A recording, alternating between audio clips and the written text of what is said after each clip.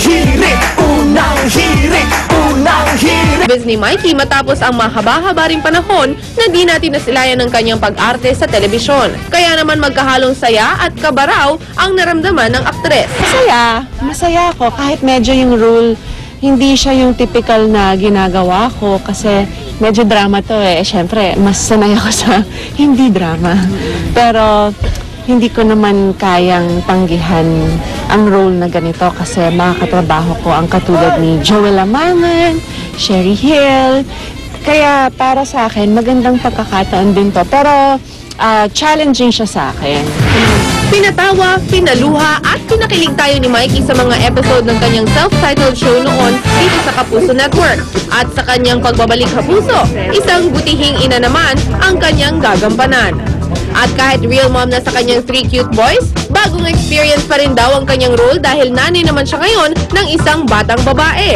Sinabi ko kay Nicole, alam mo, wala akong baby girl. So, at least ngayon, nagkaroon ako ng chance na magka-baby girl. So, pasensya ka na kung lalamut-lamutakin kita, kung halik-halikan kita. At ngayong mapapanood na natin muli ang isa sa may pinaka-sweet na mukha sa telebisyon gabi-gabi, ang tanong, tuloy-tuloy na nga ba ang pagbabalik showbiz mo, Mikey? Hindi ko alam. Ako naman, open naman ako sa lahat eh. Open ako sa every possibility. Of course, yung mga nakwento ko sa'yo kanina ng mga activities ko, committed din ako doon sa mga yon. Mahirap naman sabihin na, oh, sorry, meron na akong show, bye-bye. Diba? Hindi naman pwede yung ganon. So, again, papasok yung skills in time management. Pero, I'm open to anything. Kaya mga kapuso, abangan ang TV comeback ni Mikey Cuangco sa Magic Palayok sa February 28 na. Ngayong araw sana nakataktampi tayo ng 2 sa 3 Pilipinong na-convict sa kaso drug trafficking sa bansang China. Pero noong Sabado nabuhayan ng loob ang mga kaanak ng 3 Pilipino sa ibinalita ni Vice President Jejomar Binay. Sa joint statement ng Philippine government at Chinese government, inihayag ang pagpaliban sa pagbitay ayon na rin sa desisyon ng Supreme People's Court of China. Lubos naman ang pasasalamat ng Pilipinas sa China pero umaasa pa rin nitong tuluyang maaalis sa death row ang 3 Pilipino at pababay ng parusa sa habang buhay na pagkakabilanggo. Ang pagpapaliban sa pagbitay ng 3 Pilipino sa China. Yan ang mainit nating tatalakayin ngayon.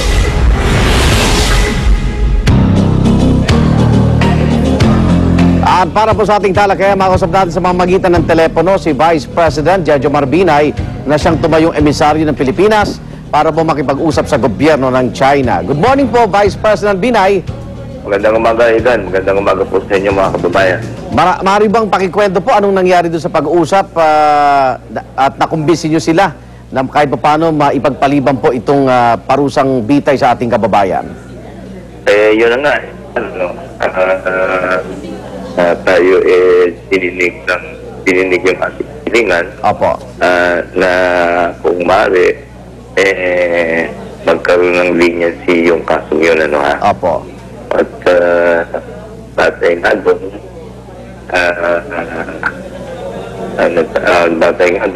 nagkaroon ng stay of execution within the scope of China law.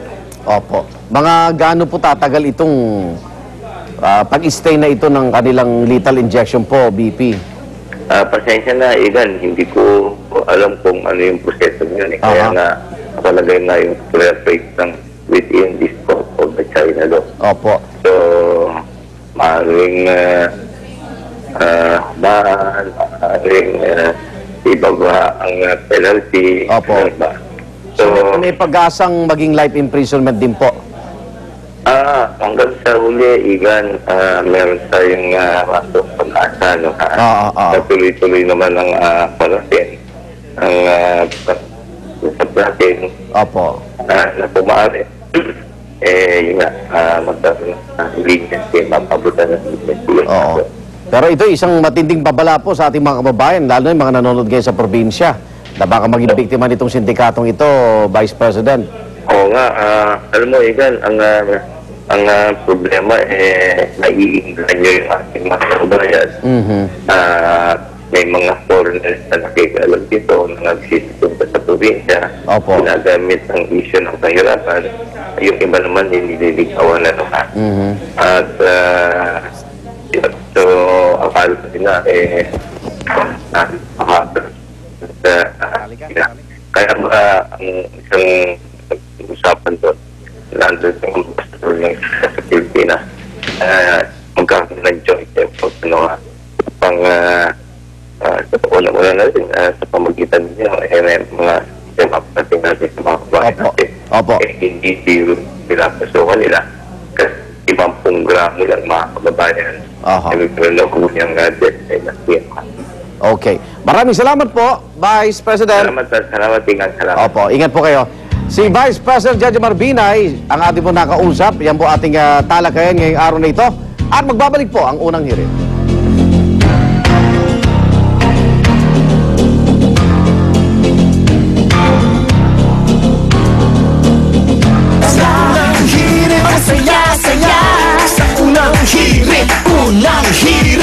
Unang hirit, magugulat. Ito na yung hindi natin pagkikita.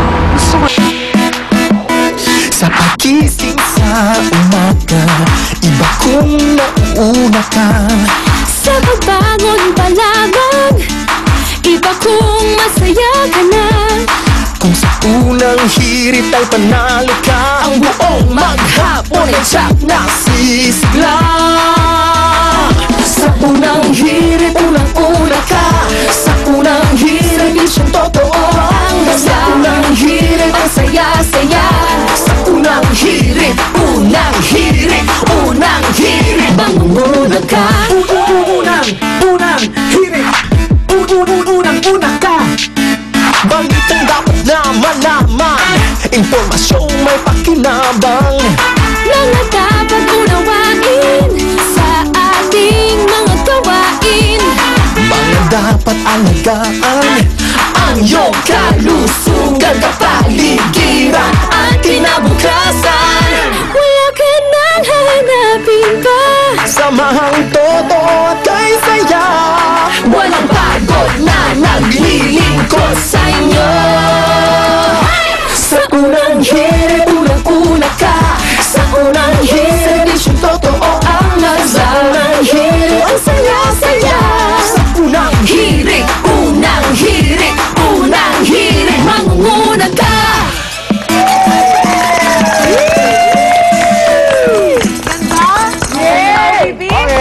Ganda. Pound of colors. Yes! Okay, ito na po patuloy po ang ating anniversary party. Siyempre, birthday and baby shower din po natin para kay Love. Meron tayong surprise guest. Narito na ang kanyang hubby and sweet to be daddy na kanilang baby, si John! Hi, John!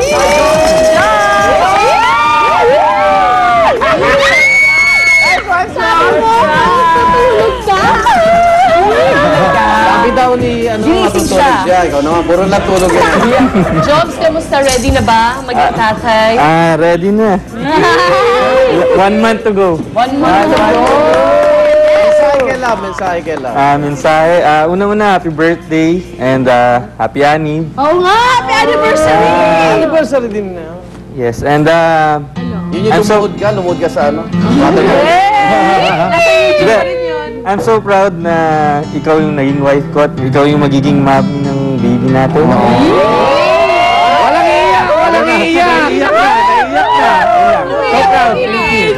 Kala ko sabi niya, sundan agad natin yan. Kinabahan ako. Pwede. Paglabas. Uy, pero Mari, andito si Joms kayo para i-challenge din namin. O yun. Dry run po ito ng pag-aalaga sa baby. Kailangan ni Joms sa kabitan ng diaper ang ating baby doll dito. Ayun, Tapos kasama sa pag-shopping, gamit ang stroller na yan. So, Joms, ganito. Suotan mo ng diaper. Pagkatapos, lagay mo dyan. Tapos, dali mo rito. Tapos, maghahanap ka ng kung ano-ano. Yung mga items na kailangan mong kunin. Merong mga top 5 must-have na makakahalo ng mga... Siyempre, may mga papagulo kami katulad. Mga talong.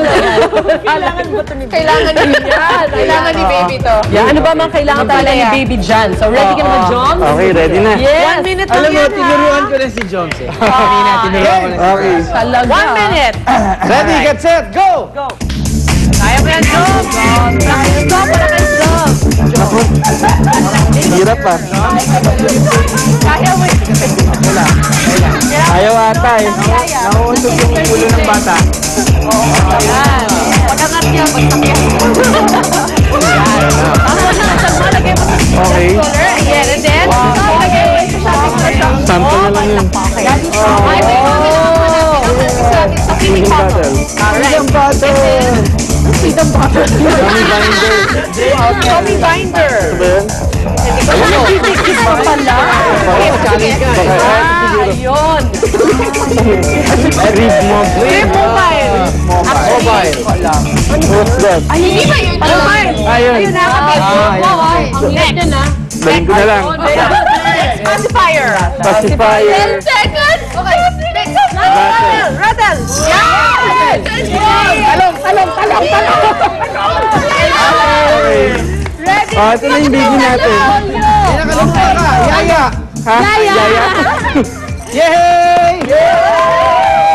Tama ba, Lynn? Sa pagkuha niya kanina, di ba lahat tama, no? Lahat na nakuha niya, tama. Yan. So, ready na. Check nyo, lahat Hindi na pala tama. kailangan ng yaya siya na. Yaya mo. Galing ni John. Congratulations, John. Dahil dyan, hindi ka namin kukuryentehin. Tama lahat ng iyong... Hindi na siya kurete. Birthday 14! Okay. Happy birthday! Babalik kami, may mga surprise gift kami para kay Lan. Ibigkis na sila. Hirit ang saya-saya sa unang hirit